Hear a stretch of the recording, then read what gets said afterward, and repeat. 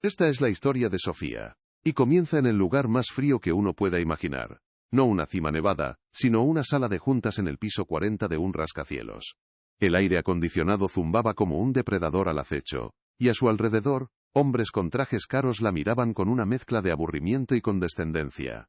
Ella, con su ropa sencilla y su carpeta llena de sueños para una comunidad olvidada, era una anomalía, una nota discordante en una sinfonía de ambición y poder. En sus ojos no había miedo, solo una calma profunda que parecía irritar aún más a quienes la juzgaban. La humillación no necesitaba palabras, flotaba en el ambiente densa y asfixiante, era el silencio de quienes se creen superiores. El conflicto central se materializó en la figura de Ricardo Vargas, el inversor principal.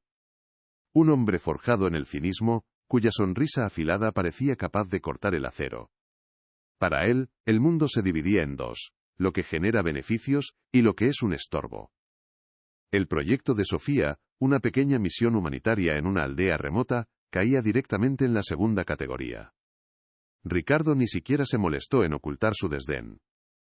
Mientras ella hablaba con una pasión contenida sobre la gente a la que dedicaba su vida, él revisaba su reloj, un gesto deliberadamente ofensivo que contagiaba al resto del comité. La injusticia era evidente. Su propósito, su fe y su trabajo estaban siendo invalidados no por falta de mérito, sino porque no encajaban en su estrecha visión del éxito. ¿Alguna vez te has sentido así? En una situación en la que todo tu esfuerzo, tu pasión, tu propósito, es reducido a nada por alguien que simplemente no puede, o no quiere entenderlo. Esa sensación de impotencia, de ver cómo tus valores más profundos son ridiculizados por personas que solo miden el mundo en cifras y poder. Es un tipo de soledad muy particular, estar rodeado de gente y sentir que hablas un idioma que nadie comprende. Si alguna vez has defendido una idea con el corazón, solo para recibir a cambio una mirada fría y condescendiente, entonces sabes exactamente cómo se sentía Sofía en ese preciso instante, bajo el peso de una docena de miradas que la veían como a una niña ingenua jugando a salvar el mundo. Antes de contarte cómo la fe inquebrantable de Sofía silenció por completo a un tribunal de cínicos. Comenta aquí desde dónde estás viendo esta historia y suscríbete ya al canal. Te aseguro que no querrás perderte lo que sucede cuando un hombre que se cree intocable descubre que ha subestimado gravemente a la persona equivocada, en el peor momento posible. La lección que está a punto de recibir cambiará no solo su día, sino toda su perspectiva sobre lo que es verdaderamente valioso en la vida. Quédate, porque la justicia a veces tiene un sentido del humor increíblemente irónico y un poder que va más allá de cualquier balance financiero. El verdadero poder estaba a punto de manifestarse. La sala de juntas era un santuario dedicado al dios del dinero. Las paredes de cristal ofrecían una vista panorámica de la ciudad, un tapiz de luces y movimiento que representaba el imperio que hombres como Ricardo habían construido. La mesa, de una madera oscura y pulida, reflejaba las luces frías del techo como un lago helado. Todo en aquel espacio estaba diseñado para intimidar, para recordar a cualquiera que entrara, quién ostentaba el poder. El aroma a café caro y a superioridad moral se mezclaba en el aire. Para los ejecutivos presentes, este era su hábitat natural, un ecosistema donde la empatía era una debilidad y el altruismo, una excentricidad sospechosa que debía ser examinada y, preferiblemente, descartada. Sofía, en cambio, era un producto de otro mundo. Una joven de apenas 28 años cuya serenidad no provenía de la confianza en su cuenta bancaria, sino de una convicción interna forjada en años de servicio. Su piel estaba ligeramente curtida por el sol de lugares que no aparecían en los mapas turísticos, y sus manos, aunque cuidadas, delataban el trabajo manual. No hablaba con la jerga corporativa ni usaba gráficos llamativos, su fuerza residía en una humildad que desarmaba, una firmeza que no necesitaba alzar la voz. La subestimaban precisamente por eso. Veían su vocación como una elección de vida improductiva, una rareza romántica e inútil en un mundo real, el de ellos, donde cada minuto invertido debía generar un retorno tangible. Ricardo Vargas era la encarnación de ese mundo. Un hombre que había llegado a la cima pisando a quien hiciera falta, convencido de que la compasión era un lastre para los negocios. Su traje, cortado a medida, parecía una armadura, y su reloj de lujo no solo marcaba la hora, sino que servía como un recordatorio constante de su estatus. Para él la fe de Sofía era un concepto abstracto y primitivo, una reliquia de un pasado irracional. No la veía como una persona con una misión, sino como un obstáculo molesto en su agenda, una mendiga con buenas palabras que le estaba haciendo perder un tiempo precioso que podría dedicar a cerrar tratos millonarios. Su desprecio no era personal, era sistémico, despreciaba todo lo que ella representaba. La presentación de Sofía había sido breve y directa. Con la ayuda de un proyector anticuado, había mostrado imágenes de la comunidad a la que servía. Niños sonriendo con una sencillez abrumadora, ancianos con miradas llenas de historias, un paisaje de una belleza cruda y olvidada. Habló de sus necesidades, de un pequeño dispensario médico, de una escuela que necesitaba un techo nuevo. No pidió una fortuna, solo una modesta donación, que para aquellos hombres representaba menos que el coste de una cena de negocios. Mientras hablaba, el silencio en la sala no era de atención, sino de una impaciencia apenas contenida. Algunos miraban sus teléfonos disimuladamente, otros intercambiaban miradas cómplices. El veredicto ya estaba decidido antes de que ella terminara de hablar. Y entonces llegó la primera estocada, directa y pública. Cuando Sofía mencionó que parte de su trabajo durante años había consistido en aprender un dialecto tribal extremadamente raro, para poder comunicarse de verdad con los ancianos de la aldea, Ricardo soltó una risa corta y seca. Se inclinó hacia adelante, apoyando los codos en la mesa, y la miró con una sorna hiriente. «Un momento, señorita», la interrumpió, saboreando el momento. «¿Me está diciendo que ha invertido años de su vida en aprender un dialecto que hablan, con suerte, un puñado de personas en una aldea perdida?» La pregunta quedó suspendida en el aire, cargada de veneno, diseñada para hacerla sentir ridícula, para aniquilar su proyecto y su dignidad de un solo golpe. El murmullo de risas contenidas recorrió la mesa. Los demás ejecutivos, como un coro cobarde, siguieron el ejemplo de su líder. Para ellos era la confirmación de lo que ya pensaban. Aquella chica era una ilusa. Sofía sintió el calor de la humillación subirle por el cuello, pero no bajó la mirada. Se quedó quieta, observando a Ricardo directamente a los ojos, dejando que el eco de su pregunta maliciosa se desvaneciera en el silencio que siguió. En ese instante, la sala se convirtió en una arena romana. Todos esperaban que ella se desmoronara, que se disculpara por su ingenuidad, o que simplemente se rindiera y se marchara avergonzada. Pero Sofía no hizo nada de eso. Respiró hondo, y una calma sobrenatural se apoderó de ella. Su respuesta llegó, no como un trueno, sino como una llovizna fina y persistente que cala hasta los huesos. «Ese dialecto, señor Vargas», comenzó Sofía, y su voz, aunque suave, llenó cada rincón de la sala. «Sirve para algo que sus gráficos y proyecciones no pueden medir. Sirve para entender el alma de personas que el mundo ha decidido olvidar». Hizo una pausa, dejando que el peso de sus palabras se asentara en la conciencia de cada uno de los presentes.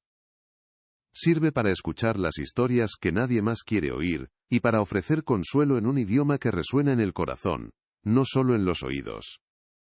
Es la llave a un mundo que el dinero no puede comprar, pero sí puede ayudar a preservar. El eco de sus palabras extinguió las risas de inmediato. Los ejecutivos, antes tan seguros de sí mismos, ahora se removían incómodos en sus asientos de cuero.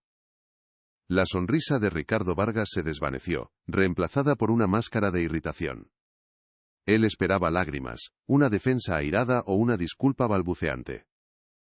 No esperaba esa serenidad inquebrantable, esa autoridad moral que no provenía del poder o del dinero, sino de una convicción profunda. El silencio, que antes había sido su arma para humillarla, ahora se volvía en su contra, exponiendo la vacuidad de su ataque. Por un instante, el hombre más poderoso de la sala pareció pequeño, desarmado por una lógica que no podía comprender ni rebatir con sus métodos habituales. Recuperando la compostura, Ricardo contraatacó, cambiando de táctica. «El alma no paga facturas, señorita. Hablemos de métricas, de un retorno de inversión tangible. ¿Cuál es el impacto real de su proyecto? ¿Cuántas vidas salva con su dialecto?» Se inclinó hacia adelante de nuevo, esta vez con una agresividad fría y calculada. «Porque lo que yo veo aquí es un proyecto sin estructura, un pozo sin fondo de buenas intenciones, que no lleva a ninguna parte. Es caridad ineficiente. Un capricho personal financiado con la esperanza de que gente ocupada como nosotros pague por su aventura exótica en la selva. Demuéstreme que estoy equivocado, pero con números, no con poesía. En un extremo de la mesa, Martín, un consejero de pelo cano que llevaba más de 30 años en la compañía, apartó la vista de Ricardo por primera vez. Su rostro, habitualmente una máscara de neutralidad profesional, se resquebrajó, mostrando una sombra de profundo disgusto.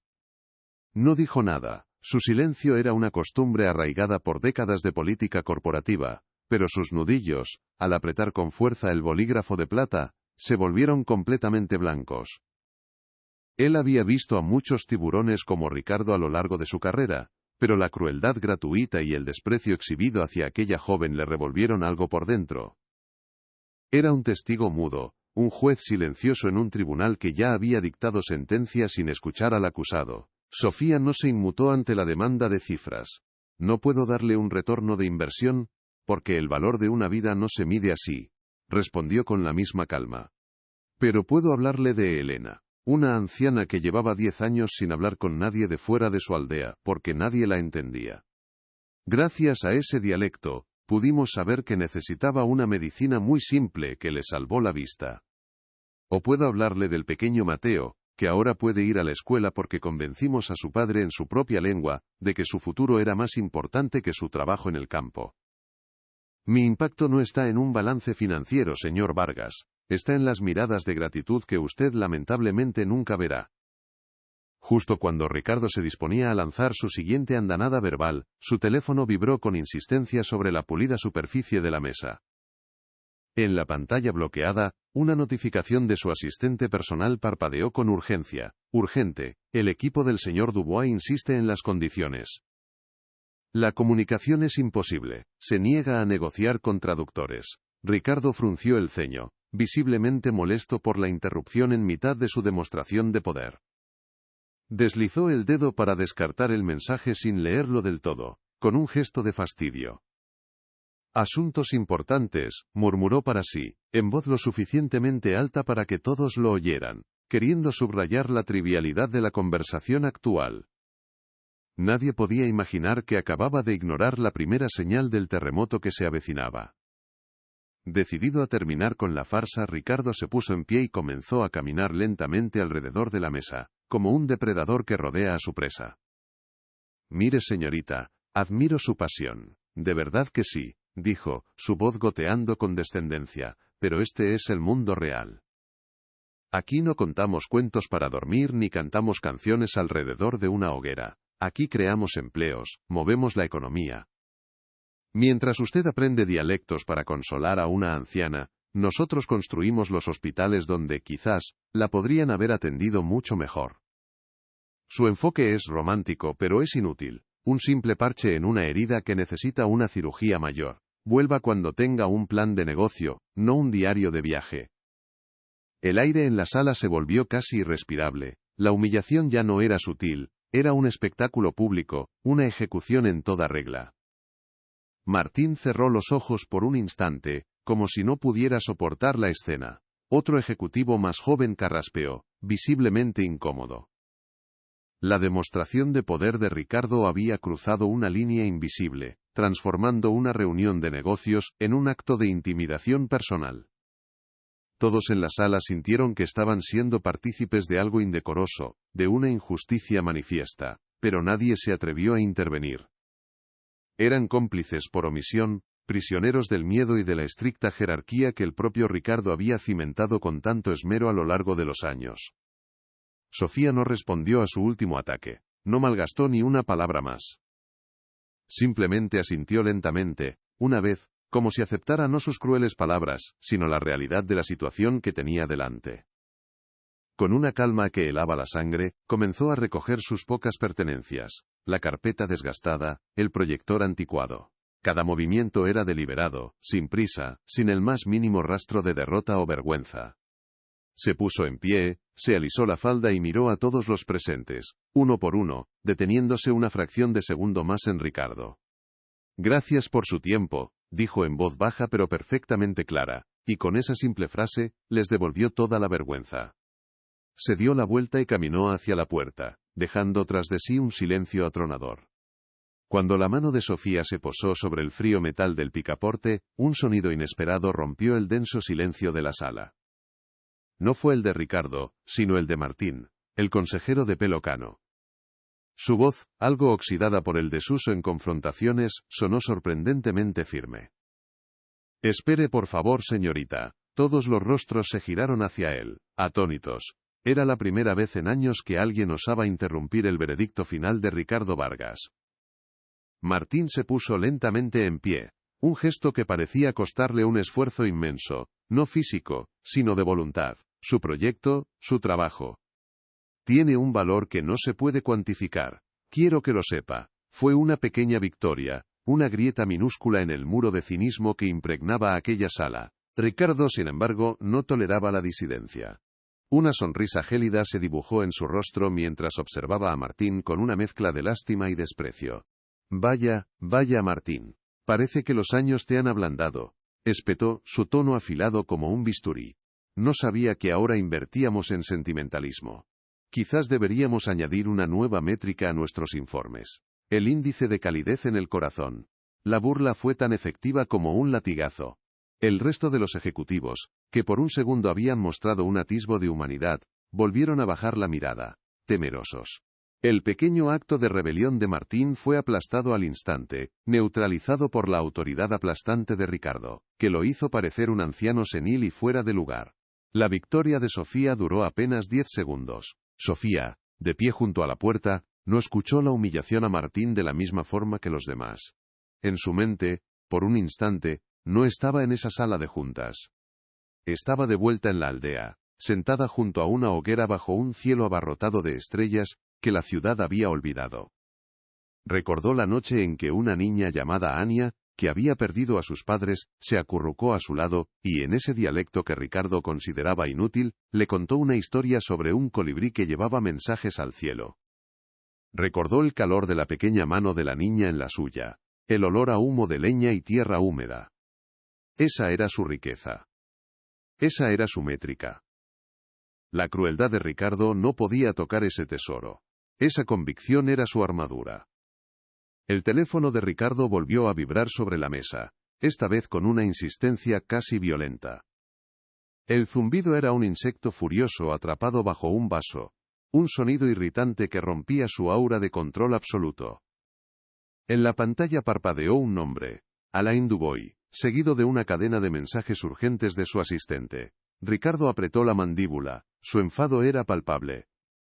Con un gesto brusco, silenció el dispositivo sin mirarlo, como si el mero acto de reconocer la llamada fuera una concesión. «Impertinentes», masculló entre dientes. No se daba cuenta de que cada vibración ignorada era como el temblor que precede a un terremoto, una advertencia sutil de que los cimientos de su mundo estaban a punto de resquebrajarse de forma irreparable. Sofía giró el picaporte. El suave clic del mecanismo de la cerradura sonó como un disparo en el silencio cargado de la sala. La puerta comenzó a abrirse, revelando un pasillo impersonal y aséptico que representaba su salida de ese mundo hostil. Por un momento, el aire fresco del exterior pareció entrar y limpiar la atmósfera viciada de la sala. Estaba a un solo paso de dejar atrás la humillación, de volver a su propósito, a su gente. La reunión había terminado, la sentencia estaba dictada, y ella había mantenido su dignidad intacta. Pero el destino, a veces, tiene un guión mucho más elaborado del que podemos imaginar, y justo en ese instante, en el umbral de su libertad, todo estaba a punto de cambiar para siempre. Y si tú también has estado alguna vez en una situación así, donde sentiste que tu valor era invisible para los demás, deja un comentario. Tu historia puede ser la luz que otra persona necesita para no rendirse en el momento más oscuro, justo antes de que todo cambie. A veces, la mayor prueba de fe no es soportar la humillación en silencio, sino permanecer firme un segundo más, porque la providencia puede estar esperando justo al otro lado de la puerta que estás a punto de cerrar. Comparte tu experiencia, porque cada historia de resiliencia es un faro de esperanza para alguien que navega en la misma tormenta, a punto de abandonar el timón. Justo cuando Sofía iba a dar el paso definitivo para marcharse, la puerta de la sala de juntas se abrió de golpe desde el otro lado, casi golpeándola. Una joven asistente, pálida y con el aliento entrecortado, irrumpió en la sala sin ni siquiera llamar. Su traje impecable estaba ligeramente desordenado, y un mechón de pelo le caía sobre la frente sudorosa. El protocolo corporativo se había hecho añicos. «Señor Vargas», balbuceó, tratando de recuperar el aliento. «Es el señor Dubois. Se niega a seguir. Cancela la reunión. Dice que es una falta de respeto intolerable». La urgencia en su voz era tan palpable que congeló a todos los presentes. El imperio de Ricardo Vargas acababa de recibir su primera grieta visible. Ricardo palideció. El acuerdo con Alain Dubois no era un negocio más. Era la piedra angular de su estrategia de expansión. Una operación de cientos de millones de euros que llevaba meses negociando y que mantenía a flote a toda la corporación. «¡Qué falta de respeto! ¿De qué demonios habla?», gritó, su compostura evaporándose en un instante. «Tenemos al mejor equipo de traductores de francés del país. Que le pongan a quien sea». La asistente negó con la cabeza, visiblemente asustada. «No es ese el problema, señor. El señor Dubois se niega a hablar en francés o en inglés. Exige, como condición final e innegociable, que el resto de la conversación se desarrolle exclusivamente en su lengua materna. Un dialecto tribal de su región de origen, se llama Kaaliam. El nombre Kaaliam quedó suspendido en el aire, exótico y ajeno. Para todos en la sala, no significaba nada. Era solo un sonido extraño, la causa de un problema catastrófico. Ricardo se pasó las manos por el pelo, desesperado. «Pues busquen un traductor de esa maldita cosa. Paguen lo que sea. No me importa si tienen que traerlo del fin del mundo». La asistente tragó saliva. Su voz apenas un susurro que selló el destino de Ricardo. «Señor, ya lo hemos hecho. Hemos contactado con todas las agencias, universidades y embajadas. No hay nadie. No existe ni un solo traductor registrado de Kaaliam en todo el continente». El silencio que siguió fue absoluto. Un vacío ensordecedor donde solo se oía el latido de un pánico creciente. En ese instante, el universo pareció contener la respiración. El zumbido del aire acondicionado se convirtió en el único sonido audible, un murmullo mecánico que subrayaba el silencio sepulcral que había caído sobre la sala. Ricardo Vargas se quedó petrificado, con los ojos fijos en su asistente, como si intentara revertir sus palabras con la pura fuerza de su voluntad. Su rostro, habitualmente una máscara de control y arrogancia, se descompuso en una mueca de incredulidad y pánico incipiente. Los cientos de millones de euros, el futuro de su imperio, la culminación de su carrera, todo pendía de un hilo, de un idioma primitivo que ni siquiera sabía que existía. El poder, por primera vez en su vida, se le escurría entre los dedos como arena fina, y no había dinero en el mundo que pudiera detenerlo. La desesperación, al no encontrar una salida lógica, se transformó en una rabia ciega y visceral. Ricardo golpeó la mesa con el puño, haciendo que los vasos de agua temblaran. «Esto es absurdo. Una broma de mal gusto», rugió, su voz resonando contra los cristales. Su mirada barrió la sala, buscando un culpable, un chivo expiatorio, para su propia impotencia. Y entonces, sus ojos se posaron en Sofía, que seguía de pie junto a la puerta, un testigo silencioso de su desmoronamiento. En ella vio la encarnación de todo lo que despreciaba, de ese mundo irracional que ahora amenazaba con devorarlo. «Y todo por un estúpido dialecto», escupió, señalándola sin señalarla. «Como el suyo. Pérdidas de tiempo inútiles que solo sirven para arruinar el mundo real». Fue su último acto de humillación, un grito desesperado de un rey cuyo trono se estaba desintegrando bajo sus pies.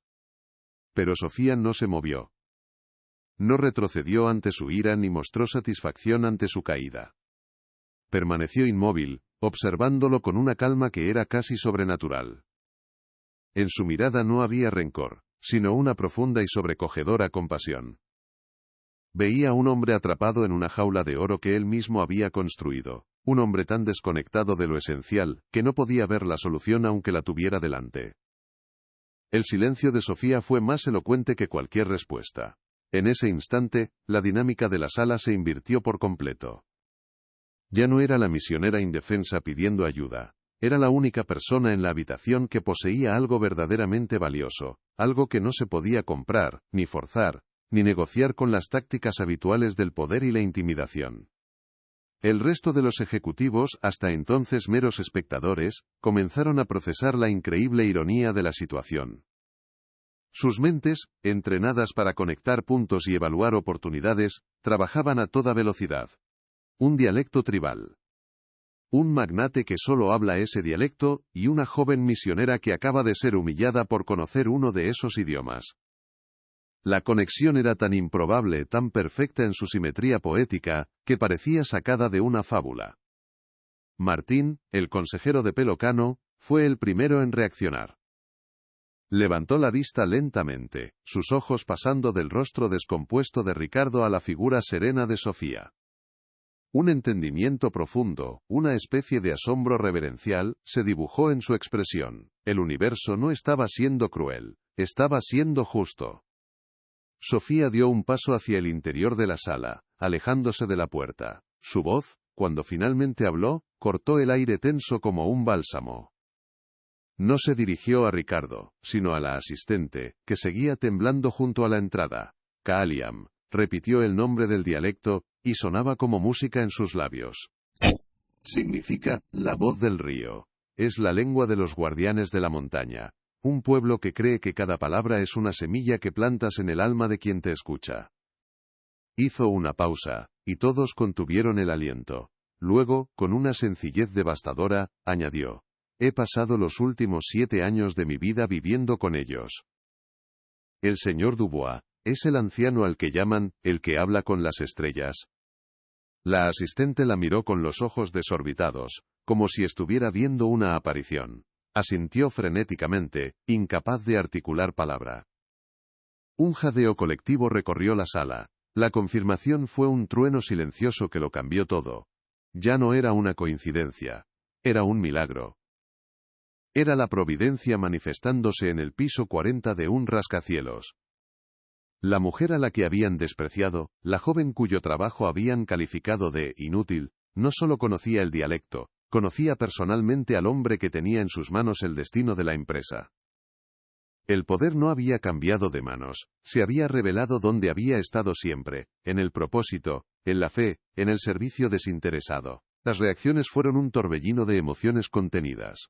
Un ejecutivo dejó caer su bolígrafo, que rodó por la mesa con un ruido sordo. Otro se cubrió la boca con la mano, sus ojos fijos en Sofía con una mezcla de incredulidad y veneración.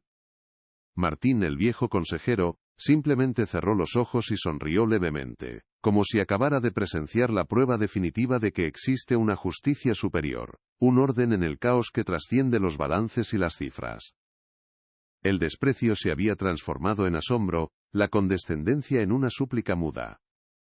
En ese momento, Sofía no era solo una misionera, era la depositaria de un poder inmenso, la llave maestra que podía abrir o cerrar la puerta más importante de sus vidas. Y Ricardo se derrumbó, no físicamente sino espiritualmente.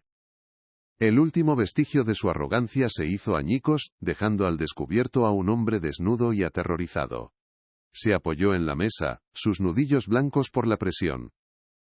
Su respiración era agitada, sus ojos suplicantes.